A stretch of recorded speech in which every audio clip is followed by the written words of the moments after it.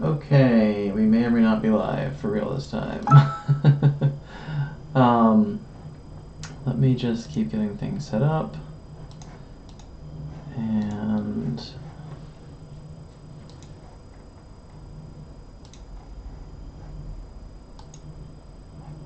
I'll be live for real this time. Alright, here we go. Now I just need to figure out how to get a link to everybody for this, because I have no idea how to. That's okay. No big deal. Just broadcasting to nobody right now. Here we go. I got a link.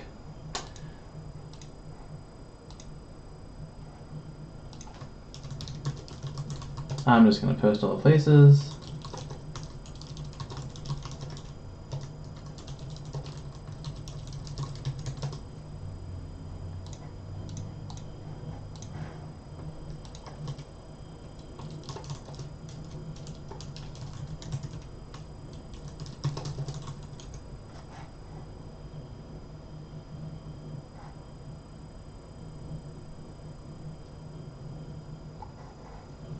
Okay, I'm gonna start at 5 o'clock, so I'm just gonna get this. I have to post all the links to all the places because, yeah.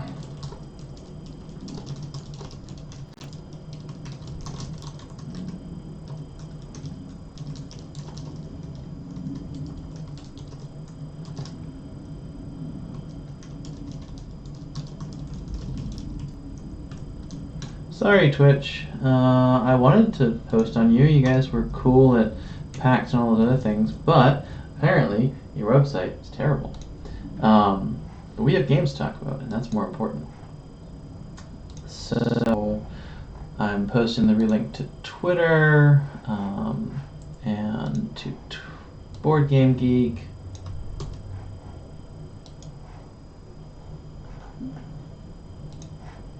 Yeah.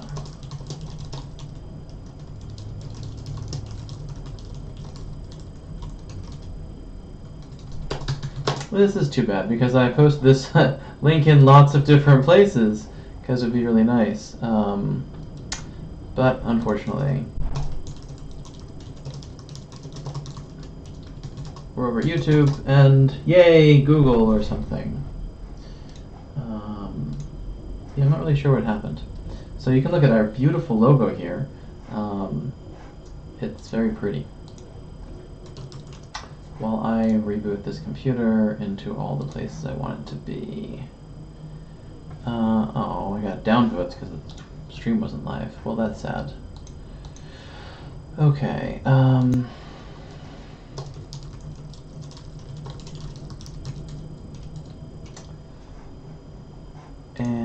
I actually have no idea to see. Yeah, nobody can see anything yet. I'm starting up in about 4 minutes. To let everybody get over here to the new stream location. And, ooh, 9 people watching. Wow. I feel, that's almost 9 people who are at GAMA. Oh, I'm sorry, GAMA.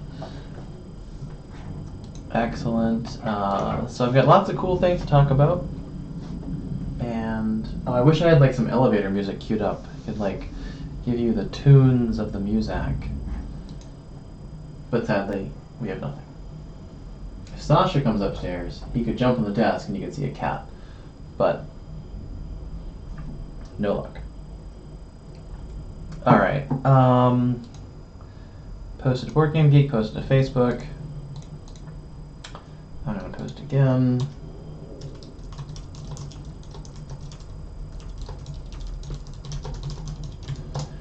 We'll begin in 3 minutes. 3 minutes. If I was clever, I would have built a countdown timer, but I wasn't counting on having to switch streaming sites at the exact time when I went live.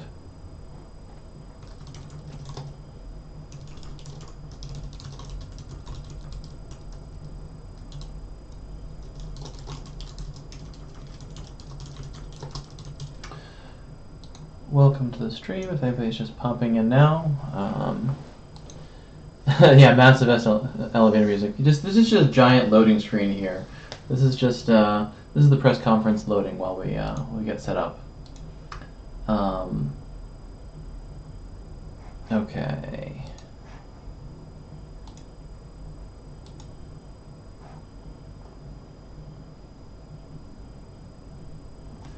Excellent.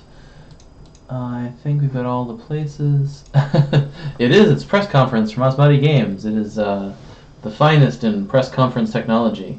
Oh, and hey, YouTube doesn't even mangle our logo. That's nice too. Yeah, Twitch, you're gone. I'm sorry, Twitch. Never again. You can go over and stream League of Legends for all time. We're going to use this fancy Google technology because they know how to anti-alias. Alright, we'll be starting in just a second. I hope that after this all is done, I can clip this video thing so that people don't have to watch 4 minutes of us talking about how the other stream was terrible. But you know, what are you going to do? Almost time to begin. We have a countdown. It's weird because I can imagine you all cheering in the background, but I'll just have to... Yes, I am releasing Half-Life 3 and Portal 3 and Team Fortress 3 in one combined game designed by Carl Chudik. Each card is one side of the Valve trio. That's actually what we're announcing today. It's very exciting. And oh look, 3 million viewers. Well, that's unexpected. All right.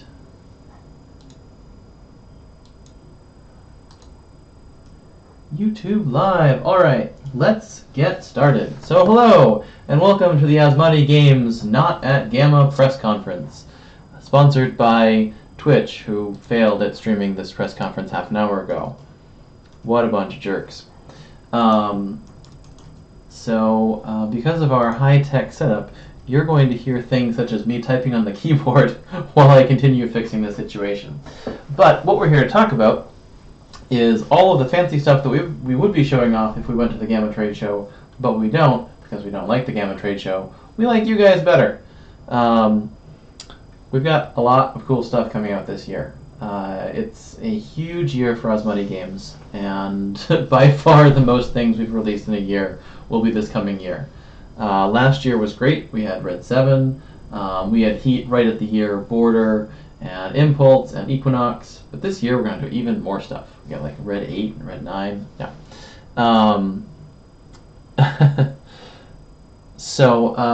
The thing that everyone's excited about, probably what most of you are here to hear about, is this new fancy game by Carl Chudik, who made games such as Glory to Rome, Innovation, and so what we have is a new game in the Glory to Rome line. It's not actually Glory to Rome straight up. It's not like a reprint of the game with different art.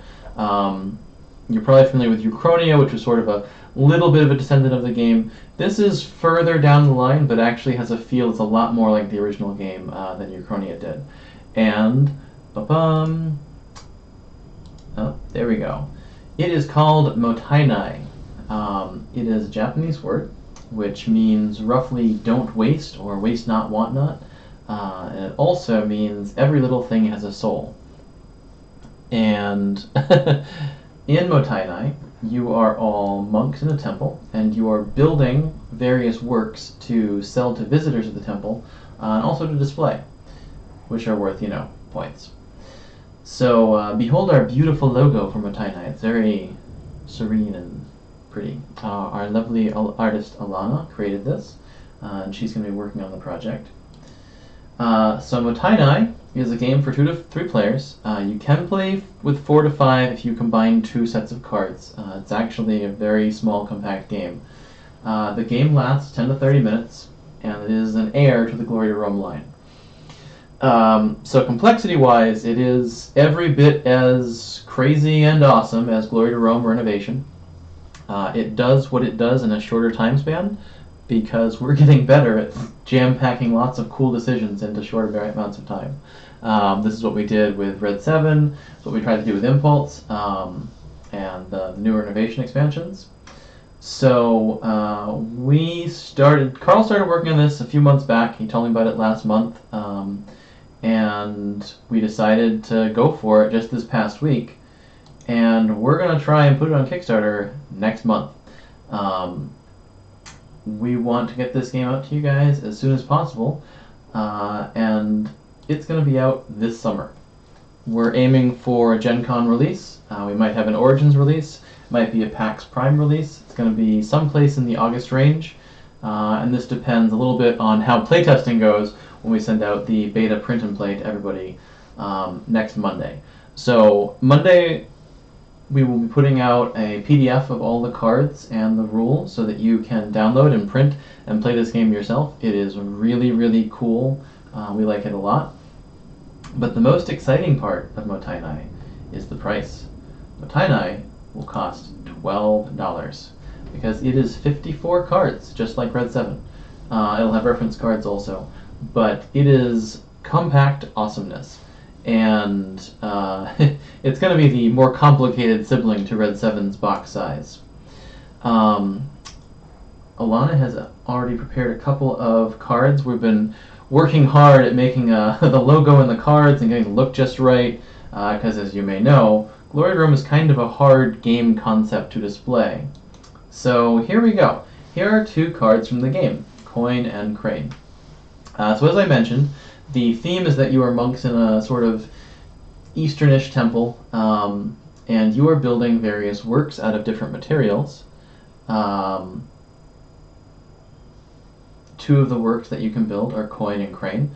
Crane is built out of paper, which you can see over here on the right. I'm pointing with my mouse, which you can't see because I don't have that technological capability. Sorry. There are 5 different suits, so to speak, different materials, very similar to Glory to Rome, and they have the same hierarchy of papers take 1 material to build, stone and cloth take 2 each, metal and clay take 3 each. And I'm going to go through a little bit more of the mechanics in a couple minutes with our not so pretty prototype cards that I put together myself. So we wanted to go for a really, really nice presentation for this game. I know that the presentation of Glory to Rome and its other variations and versions has been a bit of an issue for people. And we want to make it pretty, and I think these cards look really pretty. All the cards have a very watercolor Zen feel, and I think you will love them. So, without further ado, I'm going to go over to this table here where we have some cards set up using, as you can see, our very, very fancy prototype art. The print and play will be using the art you just saw on the previous page. There will be a few blank cards without painted pictures yet. So the print and play is Monday, probably Monday night, barring some sort of catastrophe involving Sasha, my computer, and a banana. So you might be able to read this. The balance levels and light have been a little bit weird, but you can see the sort of turn structure here. Motainai combines a little bit of Glory to Rome with some of the ideas we picked up for Impulse. As you can see, each card has 4 different areas on it. There's the card title up here. I'm going to go back to the pretty version for a second, just so you can see it. So the top part is the card title, crane, coin, jar, gong, whatever. The left side is a task. So there are 5 different tasks. There are clerk, monk, tailor, potter, and smith, corresponding to the 5 material types of paper, stone, cloth, clay, and metal. And they're all going to do different things. Much like Glory to Rome, there's going to be a sort of discard pile of cards at the center of the table. It is not called the pool here, it is called the floor, because it's sort of like the floor of your workspace. I'm going to turn off autofocus so that it stops doing that blurry thing. There we go. And 2 of the 5 roles focus around getting things from the floor to your reference card. So the Potter role will let you take a card from the center and put it into your workplace. Your workplace is where you store. Whoops, let me push that up. Your workplace is where you store your materials. So you'll use those to build works later on. And Monk will let you take cards from the center and use them as assistants. which are very similar to patrons in that when you or somebody else does a smith action, you'll get to do an extra one. So these two parts are very much like how Glory to Rome worked. The rest of the game, not so much. So the clerk action lets you take something that you've previously gotten into your workplace and move it over to your sales side. So your sales are potentially worth points. You probably can't see the 3 in the corner there of the clay. Oops, sorry table, you're shaking. But that clay might be worth 3 points at the end of the game. When you actually build a card as a work instead of a building in this game, you're going to pick which wing of your area of your template goes on. You can put it on the left side with your assistants, or you can put it on the right side with your sales. The reason that you do this is because whichever side you put it on, the work is going to cover your sales or your assistants, powering up the ones that are of the same color. So you might remember that I said you might score points for sales at the end of the game. So your sales are only worth points if they're covered. So you can sell that clay good, and it's worth nothing to you unless you build a clay work covering your sales on the right. Your assistants always work, but if you've got a matching work over there covering your assistants are doubled. So if I've got a cloth work on the left and a cloth assistant on the left, my cloth assistant's gonna give me 2 bonus actions instead of 1. And this covering mechanic is the core cool new thing that we've got here in the game. So there's a bunch of questions coming up in the chat. I'll get to them after I finish the explanation. I don't want to interrupt. So those are the first 3 simplest actions. The tailor action, so you're going to have a 5-card hand, just like in Glory. The tailor action lets you draw back up to 5. If you've already got 5 cards in your hand, you draw 1 instead. In this game, cards that you draw during the turn are placed face down into your pickup area, and you don't actually take them until the end of your turn. So this was for a couple of reasons, most notably to prevent the analysis paralysis of drawing a card in the middle of your action and saying, oh, does this affect what I did? But also it was just a little bit too good. And as good and broken as Glory to Rome cards are, we didn't want to be that good. So the last action is Smith, and Smith is how we start building things. You want to build things because building works in this game is how you get ahead. So you noticed that I said that paperworks have a value of 1, cloth and stone have 2, clay and metal have 3. That value, which is in the bottom right of all the cards, and is more clear on the nice looking cards, is how many cards you need to build that thing. So paperworks are simple. You just need 1 card. The nice thing in Motainai is that the card counts itself when it's building. There's also no under construction in this game.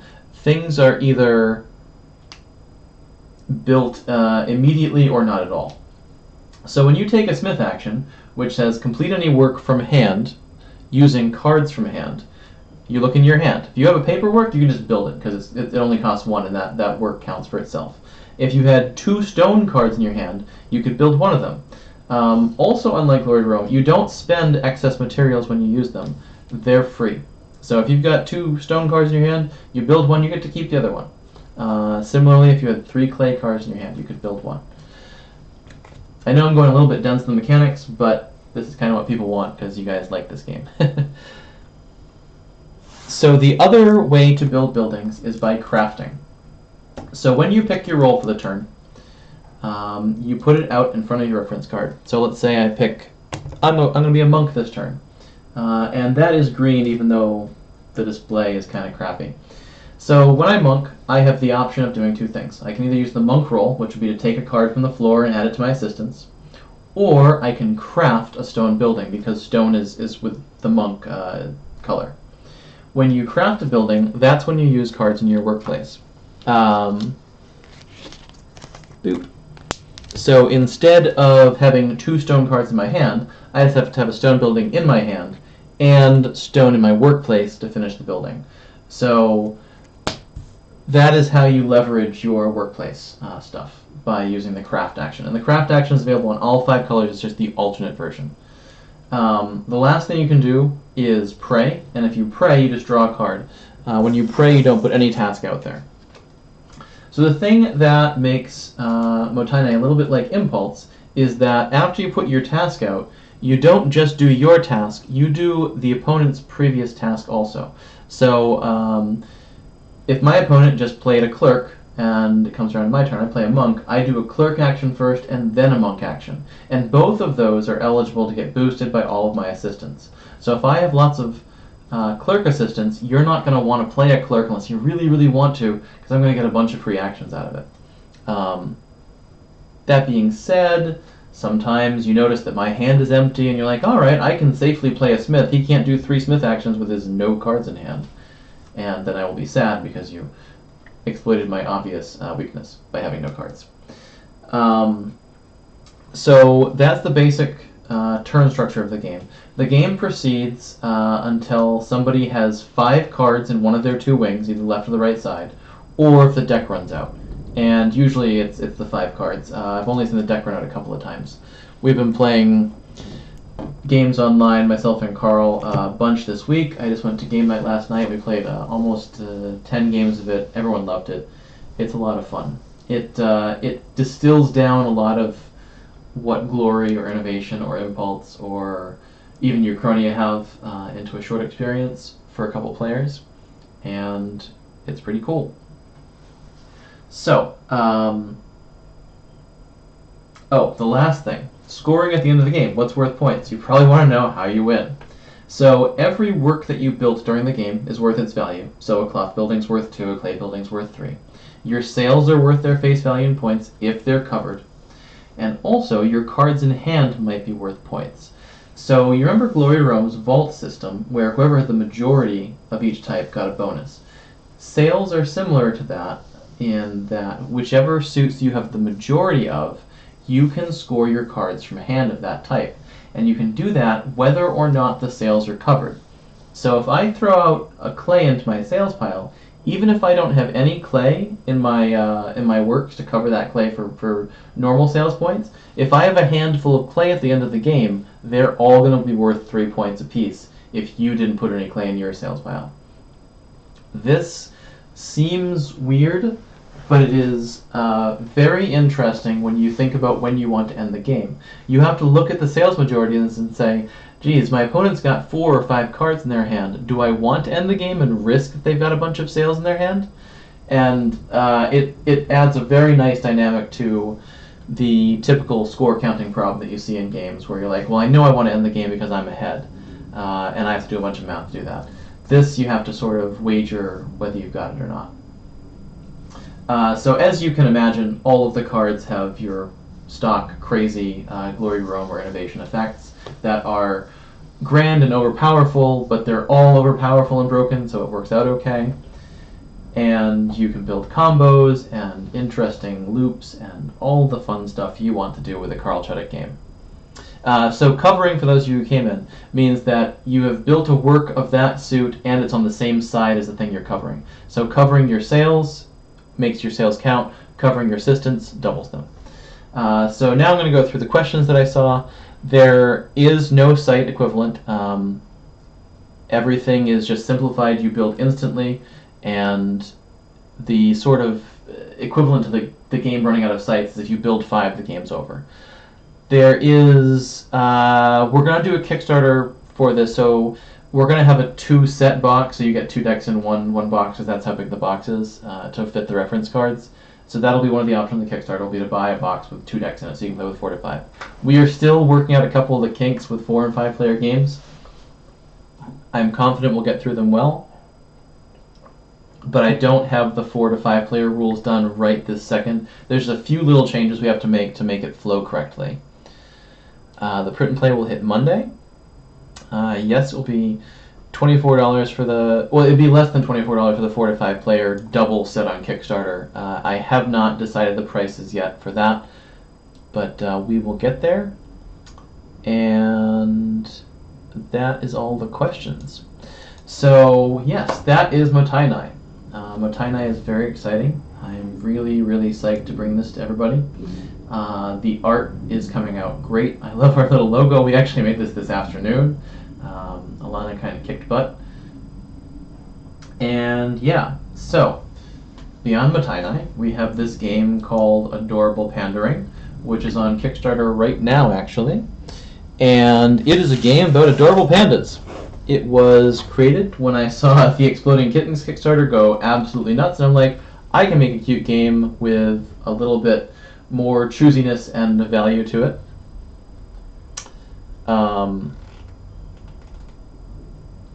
And yeah, so it is a really simple game. It's a good family party game. I played it a bunch at PAX East. We sold about 100 copies of a special beta edition deck, and people loved it. So let me just show you a few of the cards here on the table. Pandas are adorable. Has choices, yes. The key bonus of adorable pandering is that you can actually make choices in the game. There's nice bluffing things. So here are the adorable panda cards. You can see they have cute panda looking on the back of the card. Hello, I'm a panda. The flow of the adorable panda game is that only some of the pandas are adorable at any given time. The current panda law tells you which pandas are adorable. It can be like the high ones and low ones, or even or odd. And you're going to be putting out pandas from your hand based on that law, trying to get bamboo. Because they're lovely bamboo tokens, and that's worth points. So I'm not going to go through all the adorable pandering mechanics because they're on the Kickstarter video already. But you can check it out. It is linked to, or it was linked to in the thing, but oh well. I'm going to put it into the text. So Adorable Pandering is on Kickstarter right now.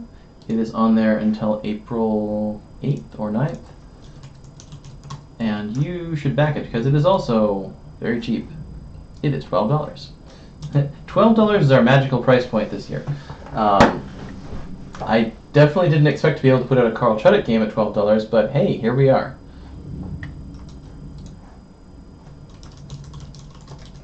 There, I have put Adorable Pandering into the settings. Oh, I lost the chat room. See, this is the problem. And hold on, give me 1 second while I get the chat room back, because that's important so that I can reply to you. I like replying to you. Oh, you are not fun, YouTube. I got it. I found the chat. Hooray! Okay, so there's a couple more questions that popped in on Matainai.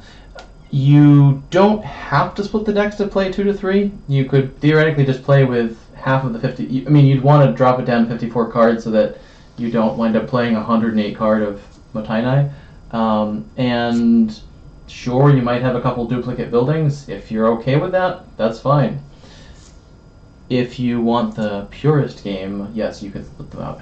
We are looking at a solution on how to make the 2 decks differentiatable on the Kickstarter version, but we haven't quite figured that out yet. Probably we will put something into the left bottom corner over here. We've got a couple weeks to sort that out graphically, so we'll get there. These cards are so pretty. Hooray, pretty cards. Alright, so aside from Matainai and Adorable Pandering, we have some other games that have been printed already. Heat came out this January. It is by Dave Chalker, who made Get Bit and also lots of cool RPG products. It is in stores now. It costs $16, and it is a heist game for 3 to 5 enterprising individuals. That means criminals. It's really cool. You should play it. We also have Penny Press, which is blurry on my feed. Oh no. Oh well. It won the Tabletop Deathmatch in 2013? 14? Gosh, it was a while ago. Yeah, 2013's Tabletop Deathmatch. And it is finally on a boat on its way to me now, and you can get it soon. Let me show you what the shiny actual box looks like, because I have it. I have our first copy here. Woo! It's pretty, and it's actually really close to the camera. I'm going to pan this up a little bit. Here you go. It is Penny Press. You can see the messy room behind it. It looks really cool. The game box is designed to look like a stack of newspapers, which is really neat. You can see a lot more pictures of it on the Kickstarter page. And it is a game about making newspapers in the late 1890s to 1910s, where the yellow journalism era is in its prime. It's a really neat game. You get to actually build the front page of your newspaper by using little puzzly pieces to stitch together stories. And you're competing with other players for stories of different news beats, and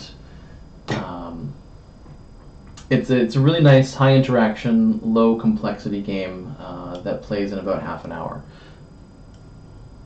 Yeah, the stack of papers look is great when there's like a big stack of boxes together, and it's just super cool. It looks like a stack of newspapers. I mean, you're not going to actually mistake it for a stack of newspapers, but maybe you would.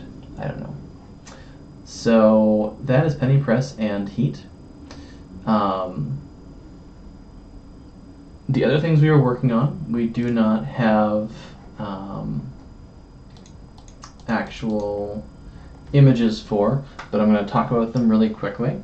So I've created a little bit of a prototype for a game called tentatively Card-like Dungeon. So it's a play on the roguelike dungeons that you see online. And what it is a single-player card game. There's been a lot of games sort of pandering to the single-player experience where, you know, maybe you're waiting for everybody to show up for game night, or maybe you're just hanging around, you want to play a game while other people are chatting. So Card-like Dungeon lets you essentially play a roguelike in card format. And you choose a character and you go through the deck of seeing different encounters. Each of the cards of the deck is both an encounter and a piece of treasure, and a piece of loot, and an ability. So every time you conquer a card, you're going to claim it onto your character sheet as either some equipment to help you out fight, or some money to help you buy better equipment, or a special ability for you to use later. And it's going to be coming out sometime this year. I'm hoping to have a prototype. It's not going to be exclusively single player, but that's going to be the primary focus of it. You're going to be able to play it co-op with 2 or maybe 3 players. And I'm excited about it because it's a really neat design space that we don't get to see explored very much.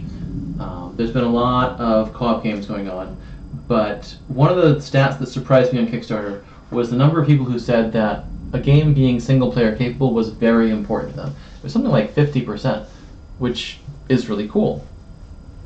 So yes, Consequential is the next game on the list. This is our own Half-Life 3 boondoggle of taking forever. So we've done a lot of work on Consequential. We've got lots of art, lots of assets. We've got a good game. We have finally found an app solution. So as you saw probably in January, Fantasy Flight released a game called XCOM, which instantly released its application companion on iOS, on Android, and on PC with the Unity engine. And we're going to be using Unity for Consequential so that we can do the same thing. That was really the biggest thing that was holding us back, was not having a proper technology solution in the background. We ran a full weekend full of demos of Consequential at Gen Con last year, with the game fully functioning, except that we had sort of a piecemeal technology that I coded myself in HTML. And it was cool. Everybody loved it. The game was great. But that was never going to be a deployable technology for the actual game. We're going to work on it, and we're planning on launching it on Kickstarter this summer with Gen Con and PAX Prime as our 2 anchors for the Kickstarter campaign, and it's going to be awesome. We're really excited about it.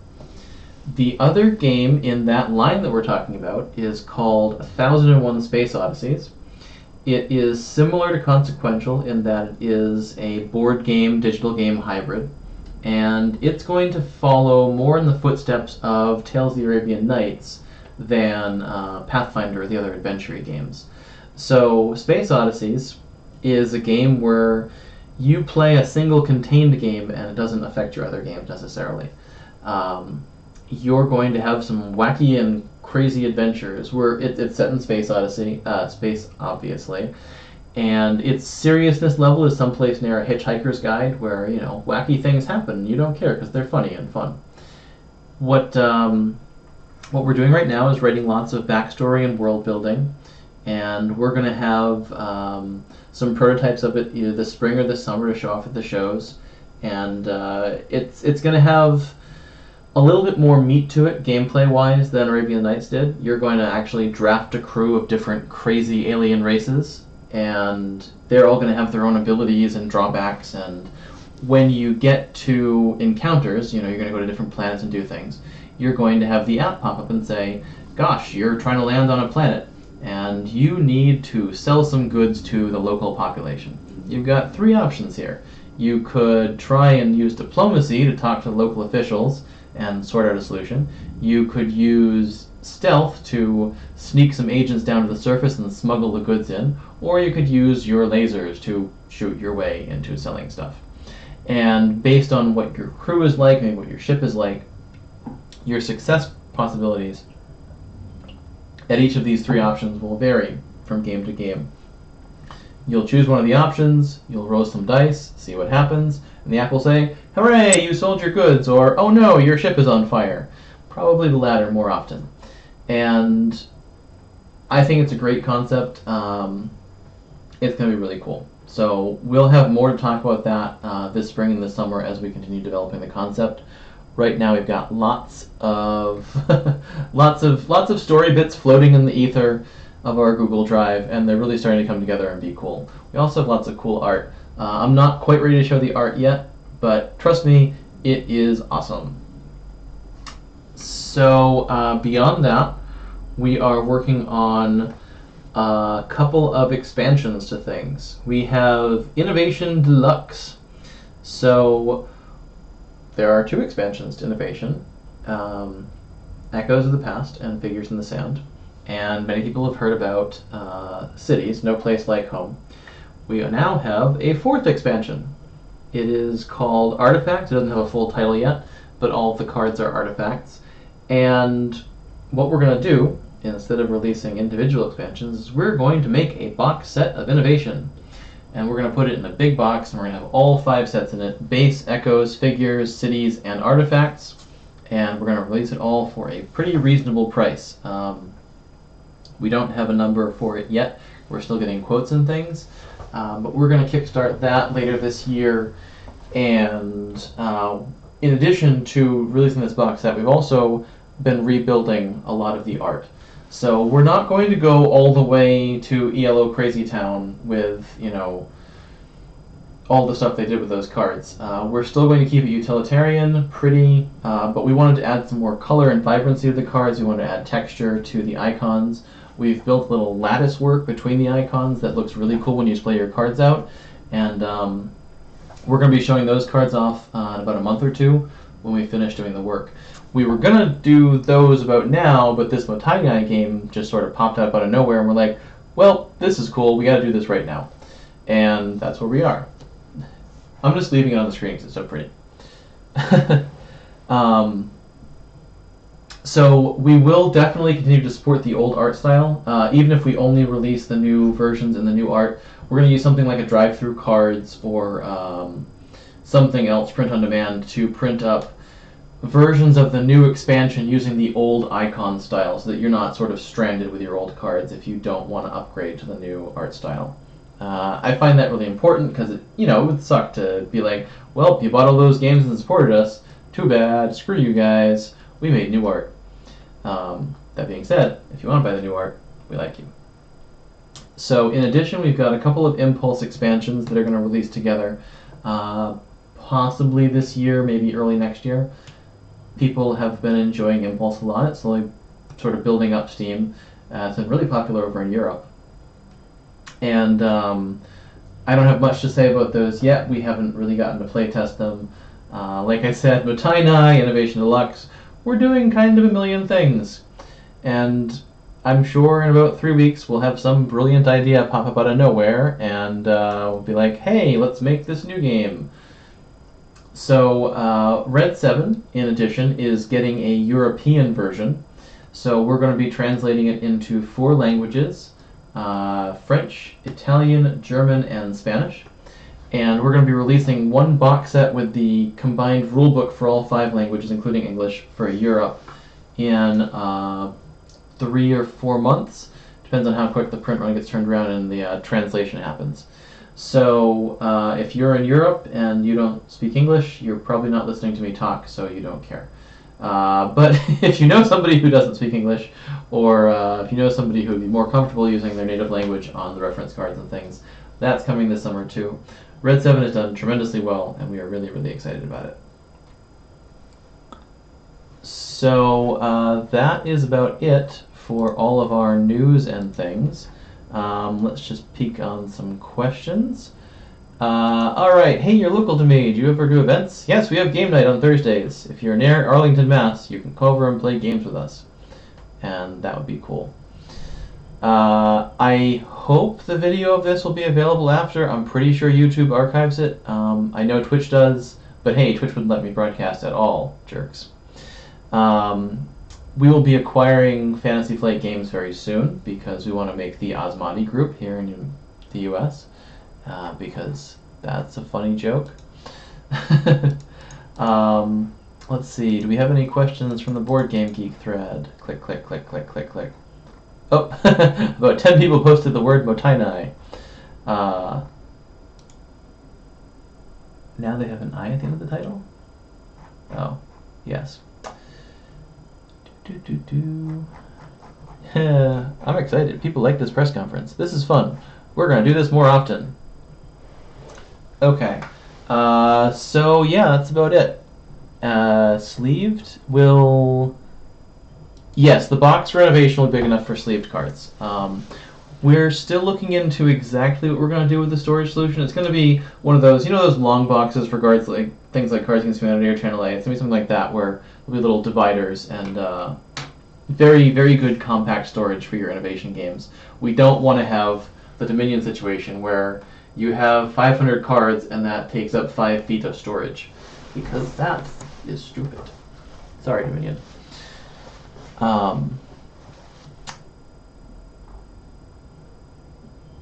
In terms of our conventions this year, we are going to be at the Gathering of Friends in a couple weeks, and none of you can go to it, sorry. But we're going to actually do something cool for the Gathering this year, which is every prototype that we bring to the Gathering to show off, we're going to make a print and play of it the day of the Gathering and release it to everybody.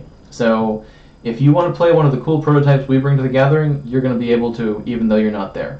And I hated for years when I was not invited, and I kind of want to just pass along something to the people out there. The link for Thursday game nights is not on the website. Email me directly. It's just like our local game night. After that, we're going to be going to BGG Family Edition in May down in Dallas because Board Game Geek Con is lots of fun, and this smaller family version is going to be really cool. You should go. It's going to be awesome. We're going to play lots of Motainai with 7-year-olds. I don't know how that will go, but we'll try it. After that, we are probably not doing Origins this year because it's so close to BGG Family, and also because GAMA and Origins is a disaster. I would love to see somebody competent buy Origins. If anybody's sitting on $1 million, go buy it now. Maybe $500,000. It's not worth very much anymore. After that, we're going to be going to Gen Con. And we're doing our big event room again at Gen Con. We're not partnering with Indie Board and Cards this year. We're actually partnering with Greater Than Games, who make Sentinels of the Multiverse, and we'll have a couple of very cool prototypes that I can't talk about right now. I'm excited to be in a room with them. They're really cool dudes. They're going to be running the Sentinels Tactics World Championships at Gen Con, and we're going to have that live broadcast booth, so maybe we'll do some crazy something event there. Beyond that, we'll probably go to PAX Prime. We'll definitely be at Board Game Geek Con in November because it is the best con all year. And then we'll take a break because we'll be tired. So yeah, thank you everybody for joining us in this press conference and jumping over from Twitch to YouTube. And yeah, I hope to do more of this soon. We're going to actually, once we have the real cards, I'm going to do an intensive demo of Motainai with a full rules explanation and pretty cards on a table. And probably broadcast a game or two next week after we do the print and play. So goodbye everybody. Bye, bye, bye.